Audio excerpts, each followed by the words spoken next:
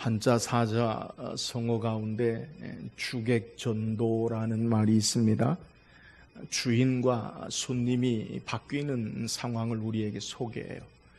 어떤 일의 경중, 어떤 것이 가볍고 어떤 것이 중요한 일인가, 이것이 바뀌어지는 것과요, 또 어떤 일에 급히 해야 할 일과 그리고 나중에 해야 할 일이 바뀌어지는, 삶의 우선순위가 바뀌어지는 그러한 일들을 빗대어서 주객전도라고 그렇게 이야기해요. 우리가 일반적으로 우리의 직업, 우리의 삶의 일을 하는데 어떤 때는 일을 위해서 일을 하는 것인지 그것이 나를 위해서 일하는 것인지가 헷갈릴 때가 있음을 우리는 고백할 수 있어요. 우리는 여러 가지 삶에 치여서 우리의 삶의 본말이 전도되어서 자신을 잃어버리는 경우가 많이 있어요. 신앙생활도 마찬가지입니다. 저는 목회자로서 예배를 드리는데 제가 설교를 하고 때로는 예배를 이렇게 주관한다면 좀 말이 건방지고요. 예배를 이렇게 인도하는 입장에서 내가 예배자인지 감독자인지 헷갈리고 잘못 착각하는 경우가 있어요. 그러니까 예배는 목사도 예배자로 예배를 드려야 되는데 예배자가 아니라 마치 예배를 감독하는 사람처럼 그렇게 잘못 착각할 때가 있어요. 우리가 흔히 봉사할 때도 마찬가지. 교사들도 주의할 거지. 아이들과 함께 예배할 때 여러분도 예배자임을 우리는 깨달아야 돼요. 근데 예배자가 아니라 내가 마치 예배를 감독하는 사람처럼 예배와 상관이 없이 하나님 앞에 예배의 중심이 있지 아니하고 다른 것에 중심이 있다라고 한다면, 그러면 우리의 주객이 본말이 전도된 것임을 우리는 알아야 돼요. 신앙생활에 있어서도 오랫동안 신앙생활을 하다 보면 우리의 신앙의 삶에 이런 문제가 발생해요. 신앙생활에 신앙인이 있고요, 종교인이 있어요. 그러니까 신앙생활 하는데 신앙인이 있고요, 종교인이 있다는 거예요.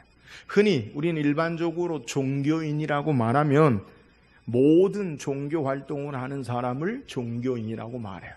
근데 우리 기독교적인 입장에서 종교인을 이야기한다면 그것은 형식적인 신앙의 삶의 중심이 있는 삶, 그런 삶을 종교인이라고 이야기하고, 참된 하나님을 예배하고 신앙하는 것, 이것을 신앙인이라고 그렇게 이야기할 수 있어요. 다국적 회사인 한국 유나이트 회사의 대표인 강덕영 씨라는 분이 쓴 책 가운데 종교인과 신앙인이라는 책이 있어요.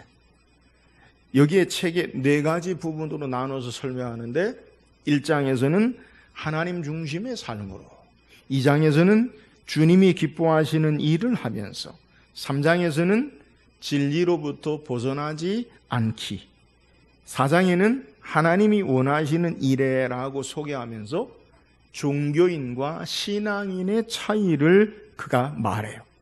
그가 책에서 종교인과 신앙의 차이를 한마디로 정리한다면, 하나님의 뜻을 내 뜻에 맞추려는 사람은 기복적인 종교인이요, 내 뜻을 하나님에 맞추려는 사람은 신앙인이다라고 그렇게 이야기해요.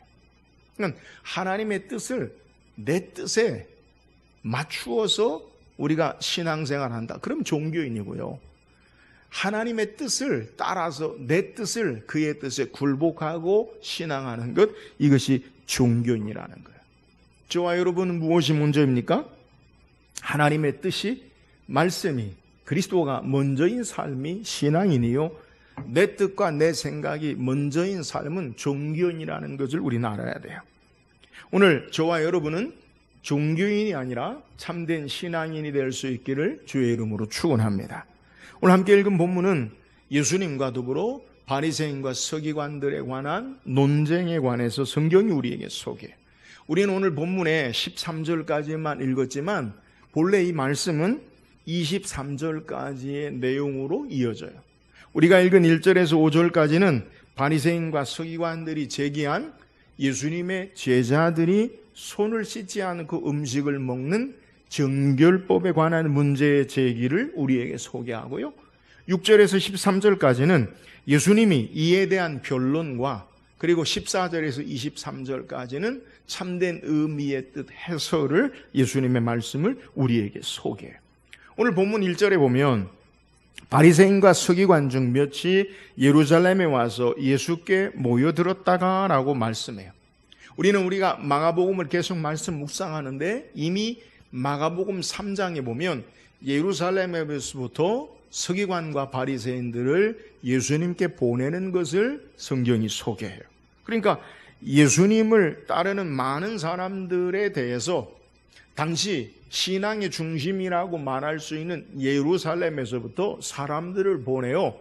예수님이 과연 무엇을 가르치는가? 사람들이 왜 이렇게 예수님을 환호하고 따르는가? 근데 좋은 의도가 아니라 불순한 의도로 예수님을 폄하하고 예수님을 고발하고 예수님을 비하하려는 그러한 모습으로 사람을 보내어서 그 예수님을 살펴보게 하는 거예요.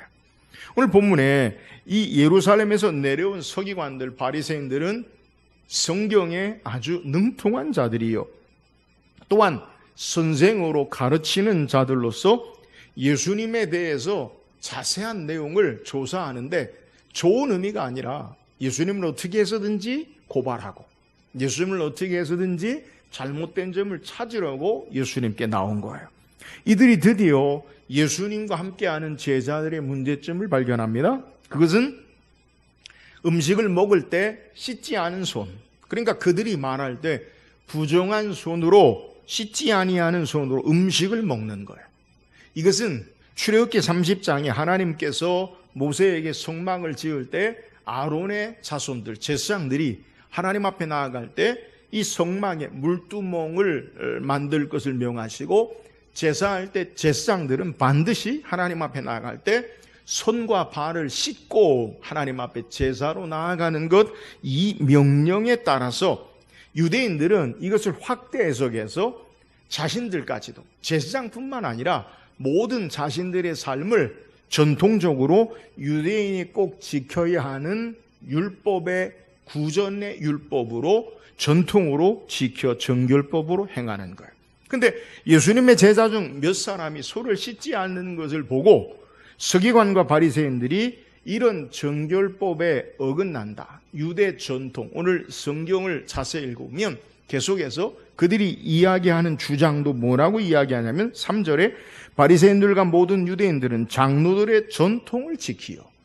그러니까 이게 하나님 말씀이 아니라 장로들의 전통을 지키요, 왜 손을 씻지 않는가? 그래서 제자들의 행동이 예수님이 가르치시는 근간을 이루는 제자들의 행동이 잘못된 것으로, 예수님의 가르치심도 잘못된 것이고, 그리고 예수님이 참된 선지자, 참된 선생님, 메시아는 말할 것도 없고요, 메시아고 인정하지도 않고 참된 랍비나 선생이 아닌 그러한 삶으로 지적하는 거예요. 예루살렘에서 온 바리새인과 서기관들은 예수님이 과연 어떤 분이신가, 그리고 그의 가르침이 무엇인가라는 것은 중요하지 않고 오로지 자신들의 전통과 율법의 잘못된 가르침을 전하는 자로, 자신들보다 권위가 약한 자요, 사람들의 존경과 관심과 사랑을 예수님에게서 제외시키고 예수님의 가르치심이 허상임을 드러내기 위해서 예수님에 대해서 비판하고 예수님에 대해서 논쟁하고 예수님에 대해서 고소하는 거예요. 이 예수님께서 바리새인과 서기관들의 신앙의 삶은 헛된 껍데기, 겉모습, 종교인의 모습을 말씀하시면서 참된 신앙으로 살아야 할 것을 교훈하는 것을 우리에게 소개하는 거예요. 자, 오늘 말씀을 통해서 우리는 껍데기 신앙의 외적인, 형식적인 종교인의 모습이 무엇인가, 그리고 오늘 본문에서 우리에게 주께서 말씀하시는 참된 신앙의 모습이 무엇인가를 묵상하고, 우리는 주님이 우리에게 말씀하시는 참된 신앙으로 나아갈 수 있기를 주의 이름으로 축원합니다. 그렇다면 오늘 예수님 말씀하시는 형식적인 그리고 껍데기의 종교적인 모습이 무엇입니까? 오늘 바리새인과 서기관들이 예수님의 제자들을 보고 문제를 제기하는 것이 뭐예요? 자, 오늘 2절 다시 한번 읽어보세요. 2절입니다. 시작. 그의 제자 중 몇 사람이 부정한 손, 곧 씻지 아니한 손으로 떡 먹는 것을 보았더라. 자, 예수님의 제자 중 몇 사람이 어떤 행동을 했느냐? 씻지 아니한 손, 곧 부정한 손으로 음식을 먹는 것에 대해서 지적하고 있는 것을 우리에게 소개해요. 왜 바리새인과 서기관들이 이 문제에 대해서 지적합니까? 그 근거가 뭡니까? 3절 4절에 보니까 바리새인들과 모든 유대인들은 장로들의 전통을 지키어 손을 씻지 않고서는 음식을 먹지 아니하며 또 시장에 돌아와서도 물을 뿌리지 않고서는 먹지 아니하며 그 외에도 여러 가지를 지키오는 것이 있으니 잔과 주발과 녹그릇을 씻음이로라. 자, 바리새인과 서기관들이 예수님의 제자들의 손을 씻지 아니하고 부정한 손으로 먹는 것에 문제가 있다, 잘못됐다라고 말하는 근거가 뭐냐? 오늘 3절에 뭐라고 소개하냐면 유대인들은 장로들의 전통을 지키어 손을 씻지 않고서는 음식을 먹지 아니하며, 뭐에 근거해서 이야기하고 있다고요?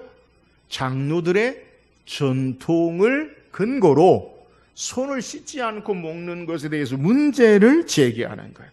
장로들의 전통이 뭡니까? 유대인들은 구전율법이라고 해요.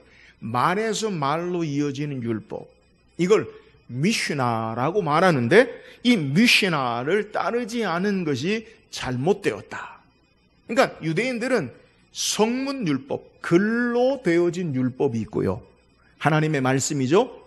그리고 말로, 이 말씀의 성경에 대한 해설로 선생들, 랍비들, 훌륭한 사람들의 말로 쓰여진 율법을 이야기하는데 그걸 미시나라고 해요. 그러니까 두 가지 율법을 가지고 있어요.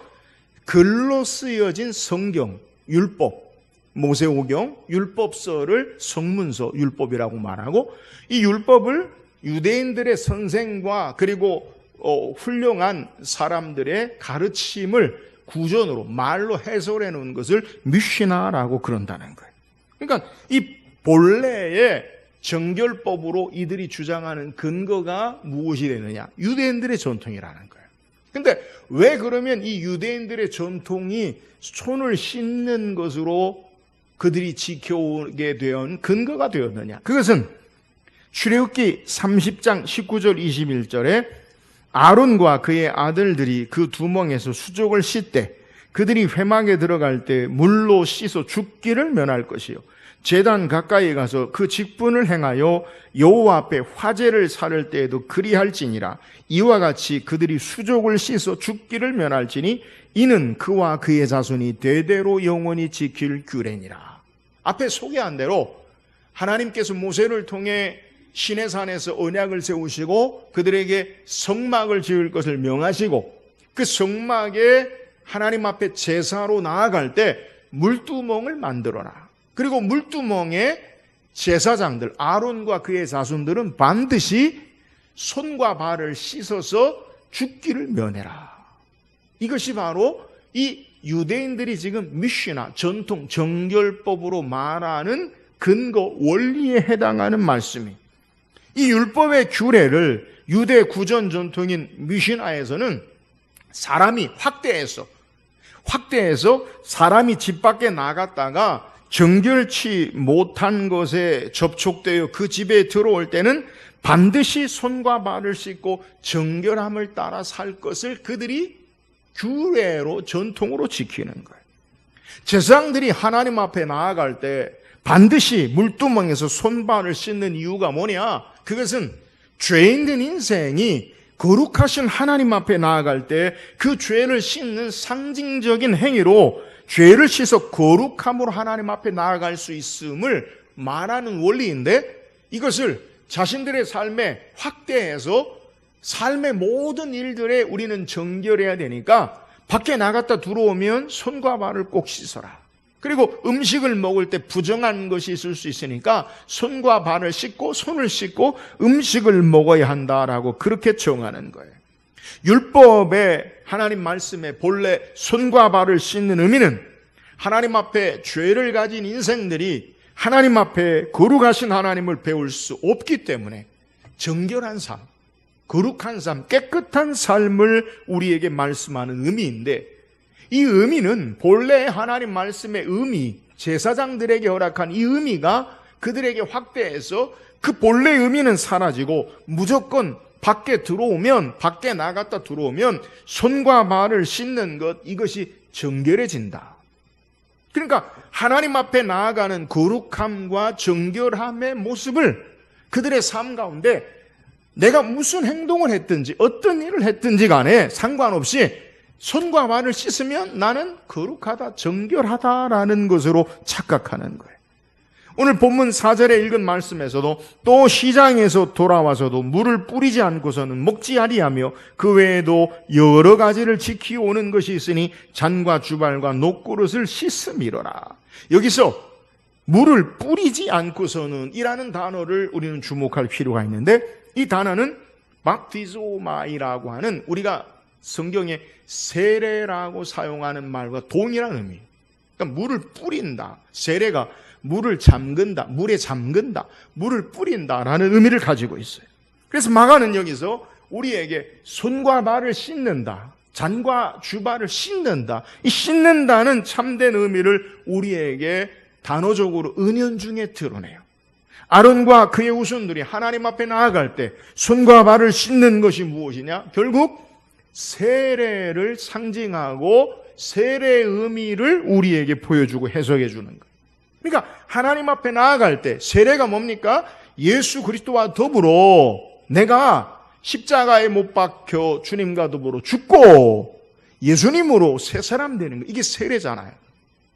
하나님 앞에 나아갈 때 우리의 옛사람, 죄 있는 인생은 죽고 하나님의 은혜로 사는 삶의 모습을 소개한다는 거예요. 그래서 신약에 와서 예수 그리스도의 보혈로 죄를 씻어 깨끗하게 정결케 되지 않고서는 하나님 앞에 나아갈 수 없다는 뜻을 우리에게 말하는 거예요. 그래서 히브리서 기자는 히브리서 11장 22절에 우리가 양심의 악을 깨닫고 몸을 맑은 물로 씻었으니 참 마음과 온전한 믿음으로 하나님께 나아가자. 예수 그리스도로 말미암아 우리가 하나님 앞에 나아가고 정결함을 얻을 수 있음을 말하는 거예요. 그러나 바리새인과 서기관들은 이 바른 성막에서의 손과 발을 씻는 것의 의미를 그들이 알지 못하고 하나님 앞에 바르게 나아가는, 바르게 사는 신앙의 자세는 없고 단순하게 씻느냐 씻지 않느냐가 그들에게는 중요한 문제로 예수님의 제자들을 향해서 예수님께 대해서 이야기하는 거예요. 그들의 삶의 관심은 하나님 앞에 어떤 정결한 삶으로 우리가 사느냐, 이건 전혀 문제되지 않아요. 단순하게 손을 씻었느냐, 음식을 먹을 때 씻지 않느냐, 여기에만 문제를 제기한다는 거예요. 이 바리새인과 서기관들을 향해 예수님 뭐라 말씀합니까? 오늘 본문 6절 7절에 이르시되 이사야가 너희 외식하는 자에 대하여 잘 예언하였도다. 기록되었으되 이 백성이 입술로는 나를 공경하되 마음은 내게서 멀도다. 자, 이들의 주장과 행동에 대해서 예수님이 한마디로 뭐라고 이야기합니까? 오늘 본문 말씀 6절에 이사야가 너희 외식하는 자다. 그러니까 이들의 행동에 대해서 예수님 한마디로 너희는 외식하는 자의 모습이다라고 예수님께서 말씀하는 거예요. 외식하는 자가 뭡니까? 이 외식이라는 말, 헬라어로 휘포크리테스라는 말인데 1세기에 이 연극 배우를 이야기해요. 그러니까 예수님 당시에 연극 배우들을 우리에게 소개하는 거예요. 근데 예수님 당시에 이 연극 배우는 어떤 모습이냐? 이 오늘날의 배우들과 좀 달라요. 1세기에 헬라 문화의 영향을 받아서 흔히 스퀘어, 광장에서 그들이 연극을 하는데 여기서 연극을 할 때 보면 1세기 그리고 헬라의 당시에 1세기 이전의 헬라 문화권의 연극이라는 것이 어떤 것이냐? 그것은 무대에서 연기하는 사람이 따로 있고요. 그리고 그 무대 밖에서 그 연기에 대해서 설명하고 말하는 사람이 따로 있어요. 그러니까 우리가 이걸 어떻게 이해하면 좋겠냐면, 우리 예전에 옛날 옛적에 연세가 많이 드신 분은 그때도 이해할 수 있겠지만, 우리나라에서도 흔히 변사가 극장에서 연기할 때 변사가 설명하잖아요. 그들의 대사를 변사가 여러 목소리로 이야기하는 것, 그런 모습으로 이해하면 좋겠어요. 그러니까 예수님 당시에 연기자라는 말의 의미가 어떤 거냐? 그것은 무대에서 연극하는, 행동하는 사람 따로, 그리고 그것을 설명하고 말하는 사람 따로의 모습을 우리에게 소개하는 거예요. 그래서 외식하는 자들이라는 것은 바로 앞에서 보여지는 그러한 모습과 그리고 말하는 사람의 따로의 모습을 우리에게 소개하는 거예요. 바리새인과 서기관들이 손과 발을 씻는 것으로 그들의 속마음은 하나님 앞에 참된 정결함이 있든지 없든지 그들은 연기만 하면 되는 거예요. 말은 다른 사람이 하는 것을 우리에게 소개하는 거예요. 그래서 예수님은 이사야서의 내용을 그대로 인용하시면서 이사야 29장 13절에 있는 말씀인데, 주께서 이르시되 이 백성이 입술로는 나를 가까이 하며 나를 공경하나 그들의 마음은 내게서 멀리 떠났나니 그들이 나를 경외하면 사람의 계명으로 가르침을 받았을 뿐이라. 마음 따로, 그리고 몸 따로, 입술 따로, 그리고 행동 따로의 모습, 이것이 바로 바리새인과 서기관의 문제인 것을 우리에게 소개하는 거예요. 사랑하는 여러분, 오늘 말씀을 통해서 저와 여러분의 신앙의 모습을 살펴야 돼요. 우리는 몸 따로 마음 따로 하지는 않느냐? 종교인의 모습으로 형식만 있고 내용의 중심은 간데 없는 우리의 삶의 모습이 있는지 우리는 생각해 봐야 돼요. 우리가 흔히 우리의 삶의 신앙생활 가운데 하나님 앞에 핑계하는, 자주 쓰는 성경 구절 가운데 하나가 뭐냐면, 목사님, 마음은 원인데 육신이 약해서요. 그런 표현을 자주 써요. 그잖아요? 우리 마음은 있는데 육신이 약해서요. 그런 표현을 자주 써요. 근데 이 마음은 원이로 돼 육신이 약하도다. 그 본래 의미가 뭐예요? 예수님이 겟세마네 동산에서 기도하실 때 마가복음 14장 38절에 보니까 졸고 있는, 자고 있는 제자들을 향해서 뭐라 말씀하냐면, 시험에 들지 않게 깨어있어 기도하라. 마음에는 원이로 돼 육신이 약하도다 하시고, 예수님 말씀하신 의미가 뭐예요? 마음은 원하지만 육신이 약하구나, 안 됐다, 안타깝다, 그 말씀의 의미가 아니에요. 예수님이 말씀하신 의미가 뭐냐? 시험에 들지 않게 깨어있어 기도하라. 너희 육신이 약하지만, 마음에 원하고 육신이 약하지만 따르지만 하나님 앞에 기도함으로 시험에서 이기고 하나님의 능력으로 시험에서 승리하는 삶을 살아라. 이것을 우리에게 말하는 거예요. 우리를 이해하고, 야, 그래, 너희의 약함을 내가 인정해 줄게, 그 말씀이 아니라 예수님 말씀하시는 초점은 시험에 들지 않게 깨어 기도하라. 여기에 초점이 있는 거예요. 여기에 방점이, 강조점이 있음을 우리는 깨달아야 돼요. 마음이 원하지만 육신이 약해서 어쩔 수 없다라고 정당화하는 것이 아니라, 연약한 육신을 이기기 위해서, 시험에 들지 않기 위해서 깨어서 기도할 것을 우리에게 강조하는 말씀이, 기도함으로 연약한 육신을 이겨라. 이것이 예수님 말씀하신 초점이라는 거예요. 오늘 우리는 몸 따로 마음 따로 이 삶의 모습이 없는지 우리의 신앙의 모습을 점검해야 돼요. 예수님 마가복음 12장에 서기관 중 예수님 앞에 서기관이 와서 질문할 때 계명 중에 어느 것이 큰 것입니까? 가장 위대한 계명이 뭡니까? 하나님께서 모세에게 10계명을 줄 때 1계명부터 4계명까지 하나님을 예배하고 신앙하는 계명에 대해 소개하잖아요. 예수님 그것을 한마디로 뭐라고 요약합니까? 내 마음을 다하고 목숨을 다하고 뜻을 다하고 힘을 다하여 주 너희 하나님을 사랑하라.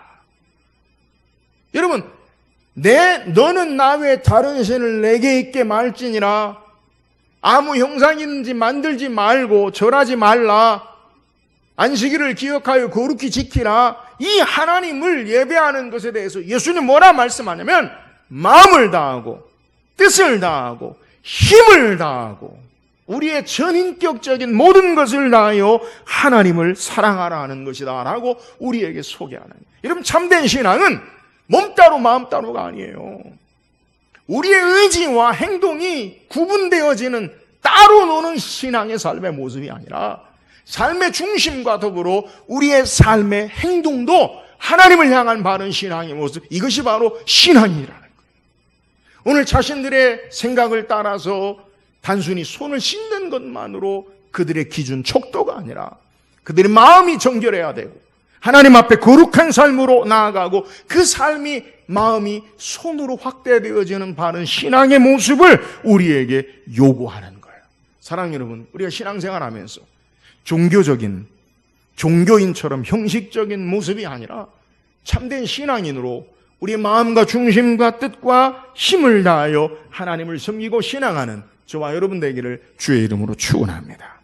또한 본문을 통해서 우리에게 말씀하시는 의미가 뭐예요? 오늘 8절 9절 한번 읽어보세요. 8절 9절 시작. 또 이르시되 너희가 너희 전통을 지키려고 하나님의 계명을 잘 저버리는도다. 예수님께서 바리새인과 서기관들에 관한 고소 그리고 그들의 논쟁에 관해서 그들의 핵심을 예수님께서 뭐라 말씀하냐면 너희가 뭐를 버리고요? 하나님의 계명을 버리고 그리고 뭐를 지킨다고요? 사람의 전통. 그러니까 하나님의 계명과 사람의 전통을 우리에게 서로 대치되는 것으로 소개하는 거예요. 그러니까 바리새인과 서기관들의 문제가 뭐냐? 하나님의 계명, 하나님의 말씀은 버리고 그리고 뭐를 붙잡고 있다고요? 사람의 전통을 붙잡고 있다라고 소개하는 거예요. 하나님의 말씀, 계명은 사라지고 인간의 말만 남아있는 것을 우리에게 소개해요.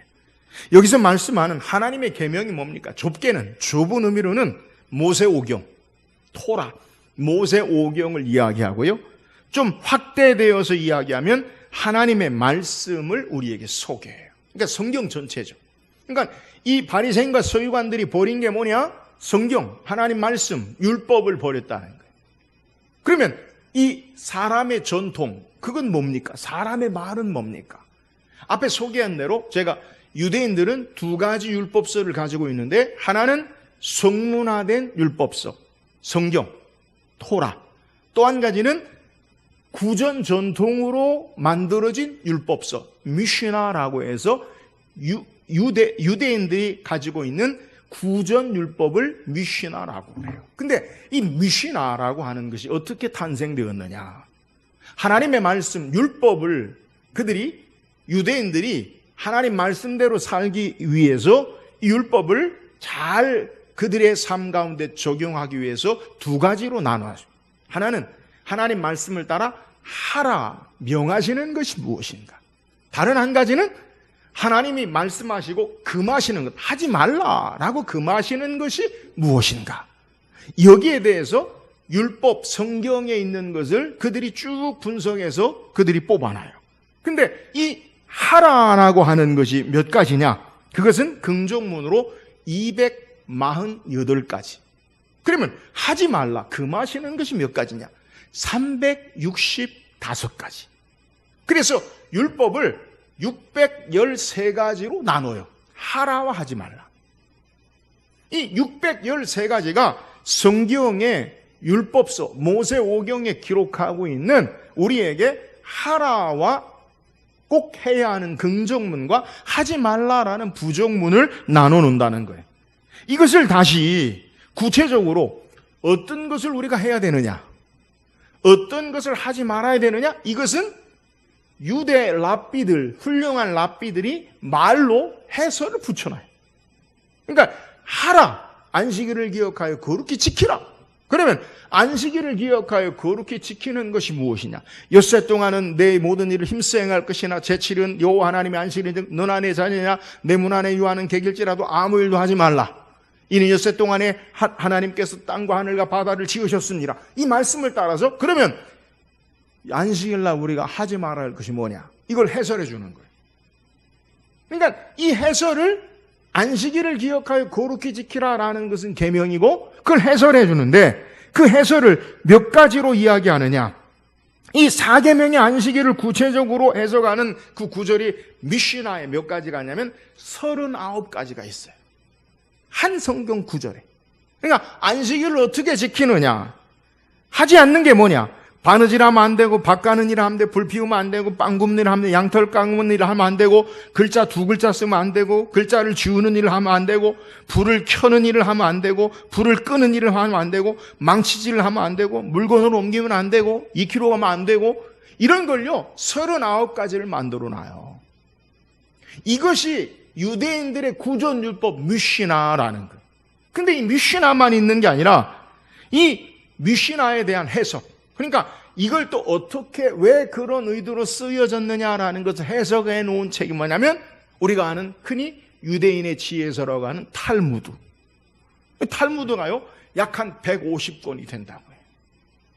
그러니까 하나님의 말씀, 율법의 계명 613가지까지 그건 이해하겠어요. 하라 하지 말라. 근데 이걸 어떻게 하느냐라는 것을 구전으로 수천 가지의 미시나가 있고 이 미시나에 대한 해설 탈무드가 있는데 지금 유대인들은 무엇을 붙잡고 있느냐? 하나님의 말씀의 본래에 하나님을 섬기고 예배하는 것은 없어지고 내가 뭘 안 했느냐, 내가 뭘 했느냐, 그것만 붙잡고 있는 거예요. 예수님이 오늘 말씀하고 있는 게 뭐냐? 사람의 전통은 너희가 지키면서 하나님의 계명은 버리는도다. 하나님의 본래에 의도한 말씀은 상관없고요. 오늘 내가 뭘 했느냐 하지 않았느냐 이것만 남아있는 모습이 바로 유대인의 모습이라는 거예요. 바리새인과 서기관들의 모습이라는 거예요. 그래서 예수님께서 이것을 다시 사람의 전통을 따르는 그들의 삶, 하나님의 계명을 버리는 구체적인 모습에 대해서 오늘 본문 고르반에 대해서 예수님께서 말씀하시죠. 오늘 10절에 보면 모세는 10절 12절 모세는 내 부모를 공경하라 하고 또 아버지나 어머니를 모욕하는 자는 죽임을 당하려 하였거늘 너희는 이르되 사람이 자기 아버지에게나 어머니에게나 말하기를 내가 드려 유익할 것이 고르반 곧 하나님께 드림이 되었다고 하기만 하면 그만이라 하고 자기 아버지나 어머니에게 다시 아무것도 드리기를 허락하지 아니하며. 자, 예수님께서 서기관 바리새인들이 말하는 유대인의 전통, 하나님 말씀은 버리고 유대인이 전통, 그들의 구전율법만 지키고 있는 것에 대해서 다시 그들의 죄를 지적해. 여기서 말씀하는 모세가 전한 내 부모를 공경하라, 이거는 10계명의 5계명 하나님 말씀이죠. 그런데 고르반이라는 건 뭐냐? 하나님 앞에 소원한 예물, 하나님 앞에 드리기로 약속한 하나님 앞에 헌물, 이걸 고르반이라고 해요. 근데 하나님께 드릴 고르반, 하나님 앞에 드리기로 소원하고 하나님 앞에 드리기로 약속한 예물이기 때문에 다른 곳에는 사용하지 못한다. 이것이 바로 유대인들의 미시나 구전율법이에요. 그러니까 우리가 흔히 하나님 앞에 헌금한다, 하나님 앞에 약속했다, 그러면 이건 하나님 앞에 한 것이니까 그 어떤 것보다 우선해야 됩니다 라고 그들이 그렇게 이야기한다는 거예요. 그런데 이 고르반에 대해서 유대인들이 어떻게 그들이 이용하느냐? 하나님의 계명 말씀을 따라 내 부모를 공경하라. 근데 그건 버리고요, 부모를 봉양하고 부모를 잘 공경해야 되는데 내가 부모를 공경하고 봉양해야 되는데 내가 가진 거는 하나님 앞에 드릴 고르반, 그것밖에 없으니까 난 하지 못하겠다. 그렇게 한다는 거예요. 그러니까 그들의 삶에 하나님의 말씀인 내 부모를 공경하라라는 말씀은 없어지고 자기들이 정한 구전율법, 미시나, 전통을 따라서 자기들의 편리를 따라 그것을 꼭 하나님 앞에 드리기 위해서 부모를 공경하고 봉양하는 것을 금하는 것이 아니라 부모를 공경하고 봉양하는 것을 면하기 위해서 그걸 이용한다는 거예요. 이것이 바로 유대인들, 오늘 본문의 바리새인과 서기관들의 잘못된 전통에 대해서 지적하는 거예요. 인간의 상황이나 삶의 편리를 따라서 자신의 처지에 따라 적당하게 그것을 이용해요.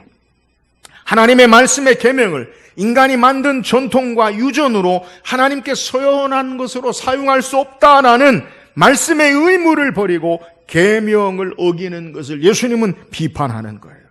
왜 이런 모습으로 나타납니까? 그것은 하나님의 본래 말씀 계명을 따르지 않고 인간의 전통과 생각과 편리를 따르기 때문에 그런 거예요. 상황에 따라 자신들이 유리한 것으로 선택해서 적용해요. 자기 편리대로 말씀을 이용해요. 이것이 바로 바리새인과 서기관들의 문제임을 지적하는 거예요. 오늘 저와 여러분의 우리의 신앙의 모습도 마찬가지. 나에게 유익되고 복이 되면 그것은 아멘. 그러나 내게 힘들고 어려우면 그것을 다른 사람에게 적용하는 것으로, 나는 좀 피해가는 것으로 우리의 삶이 살지 않나 우리는 살펴봐야 돼요.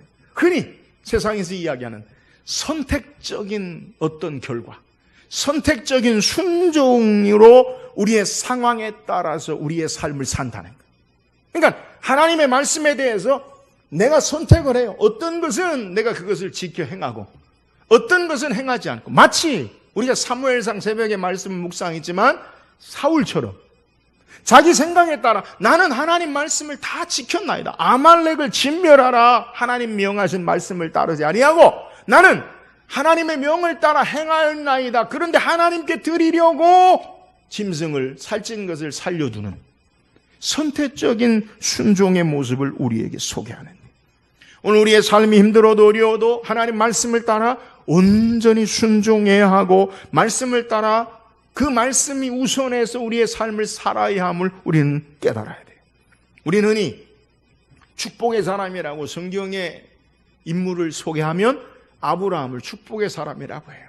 하나님이 아브라함 부르실 때 너를 축복하는 자에게 내가 축복하고 너는 모든 민족의 복의 근원이 될지라. 예수 그리스도로 말미암아 정말 위대한 축복의 사람. 근데 아브라함이 축복의 사람 되기 말씀하기 이전에 아브라함에게 요구한 게 뭐예요? 창세기 12장에 너는 너의 고향 친척 아버지 집을 떠나 내가 내게 지시할 땅으로 가라.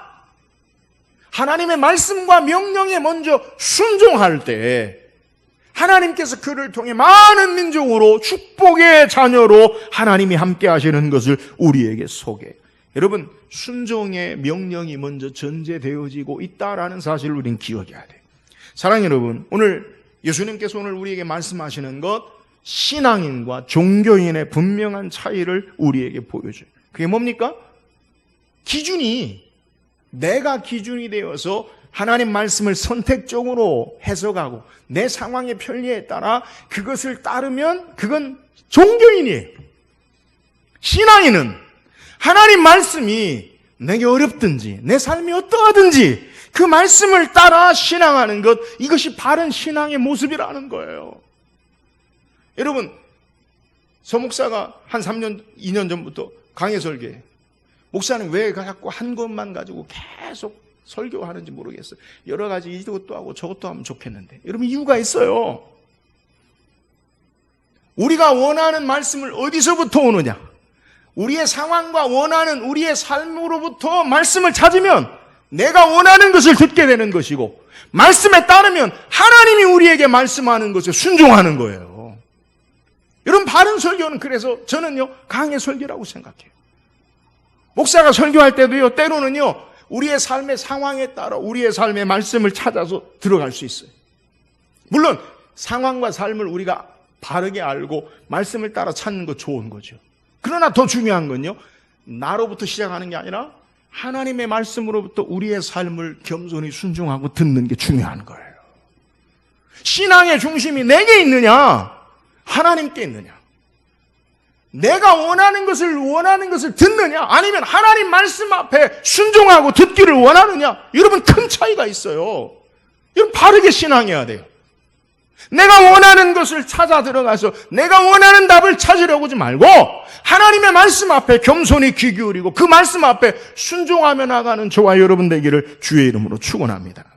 말씀을 앞세우고 따르느냐, 아니면 내 생각이나 판단을 앞세우고 따르느냐, 이것이 신앙인이냐 종교인이냐, 주님의 참된 제자냐, 아니면 내가 원하는 것을 얻고 끝나는 군중이나 무리냐, 여러분, 이 차이를 우리에게 소개하는 거예요.